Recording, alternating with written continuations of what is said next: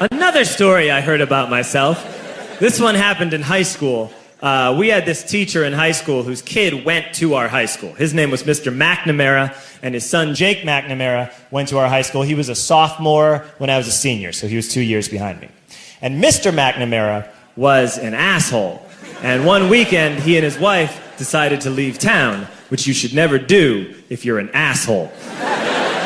And Jake McNamara decided to throw a party at the teacher's house. Hooray! And everyone around town heard about it, and we all got up individually and thought, okay, let's go over there and destroy the place. I walked into this party, everyone I had ever met was there, and everyone was drinking like it was the end of the world. People were drinking like it was the Civil War and a doctor was coming to saw our legs off. It was totally unsupervised. We were like dogs without horses. We were running wild. I walked down to the basement. They had a pool table in the basement. One dude took a running start and threw his body onto the pool table and broke it in half. Another kid found out which room was Mr. McNamara's and went upstairs and took a shit on his computer. So the party was going great. I'm standing in the basement and I'm holding a red cup. You've seen movies. And I'm standing there and I'm holding a red cup and I'm starting to black out. And I guess someone said like, something, something, police.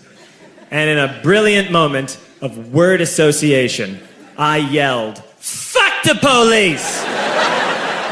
Fuck the police! And everyone else joined in. 100 drunk white children yelling, fuck the police. With the confidence of guys who have like already been to jail and aren't afraid of it anymore.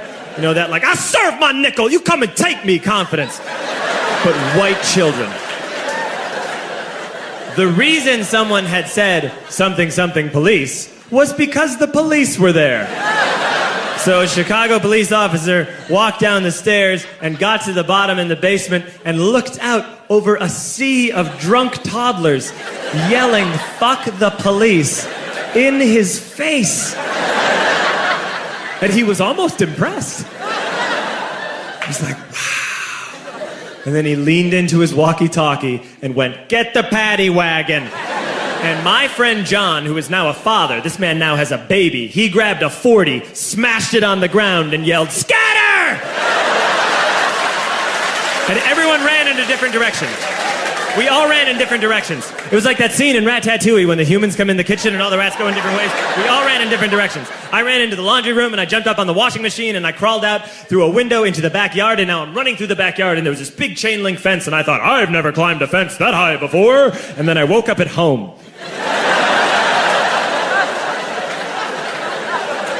On Monday, I went to school because that's what we did back then. And I'm walking into the school building, and who do I see but Jake McNamara? And he says to me, hey, were you at my party on Saturday? And I said, no. You know, like a liar. And he said, things got really out of hand. Someone broke the pool table. Someone took a shit on my dad's computer. But the worst thing, he says, the worst thing is that someone stole these old antique photos of my grandmother, and my parents are freaking out about it. And I had that thought that only blackout drunks and Steve Urkel can have.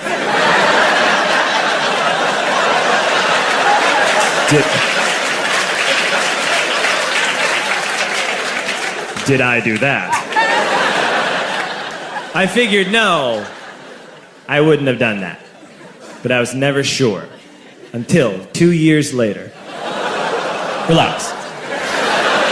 I'm playing video games with this kid named Alex that we also went to high school with. 2 years later, we've graduated by now. We're playing video games for a couple hours. And then Alex says to me, hey, come here, I want to show you something. And he takes me into his bedroom. And then he takes me into a side room off of his bedroom. Never a good thing to have. And he shows me a tiny room that is covered wall to wall in stolen antique photos from different people's parties over the years.